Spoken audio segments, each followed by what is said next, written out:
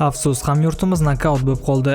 Shohhasan Mirzamatulni ham mag'lub etgan qirg'izistonlik Ediley Singulov Xotanbek bilan Mangul ligasida jang qiladimi?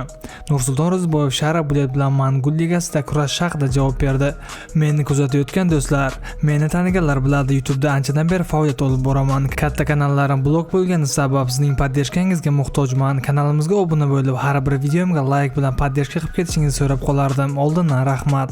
Ryzen chempioni Ilhombek Nozimov chempionlik kamarini himoya qilish vaqtida nokaut bilan mag'lubiyatga uchradi.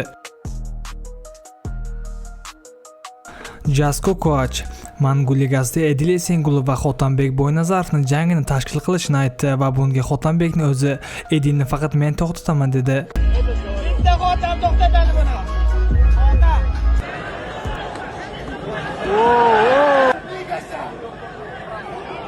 Xotan kimga barbar kuchli?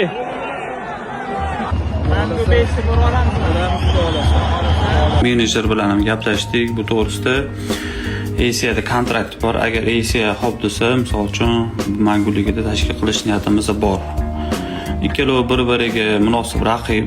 Faqatgina sportning interes bu yerda Qirg'iziston eli do'stlarimiz, birodarlarimiz, ularni hurmat qilamiz, ular bizani hurmat qiladi. Hech qanaqa bir-biriga bo'lgan yomon munosabat yo'q. Do'stona sportning interes deb qabul qilishimiz kerak. Nursulton Ro'ziboyev Sharabullet bilan Mangul ligasida kurashadimi? Bu haqida o'zi javob berdi. Eslatib o'taman, Nursulton Ro'ziboyev 27-iyun kuni Ozarbayjon poytaxti Bakuda Andrey Pulyanovga qarshi jang qiladi. Nursultonning raqibi shunday dedi: "Ha, menga 27-iyun kuni Bakuda Ro'ziboyevga qarshi jang qilish taklif qilindi. Shuning uchun tayyorgarlik ko'ryapmiz. Vaqt yetarli. Men allaqachon formadaman.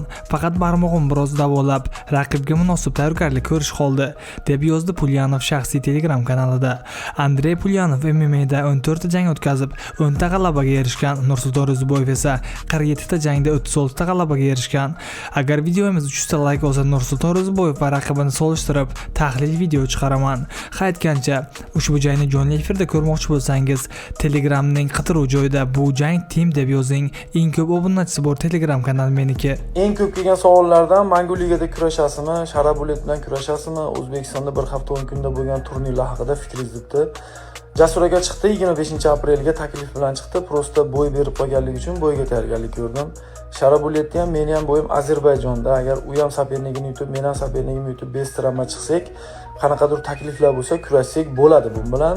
O'zbekistonda bo'lgan turnirlarga keladigan bo'lsak, hech qaysisini ko'rganim yo'q. Rezultatini 80-90% nima bo'lishini bilardim. O'zim sportimdan kelib chiqib, folbin emasman. Shuning uchun ko'rmadim. Hech qaysinisini odamlarning yozganiga qaraganda hamma yo'q shashvar bo'libdi. Men gapirsam, gapim yoqmaydi hech kimga.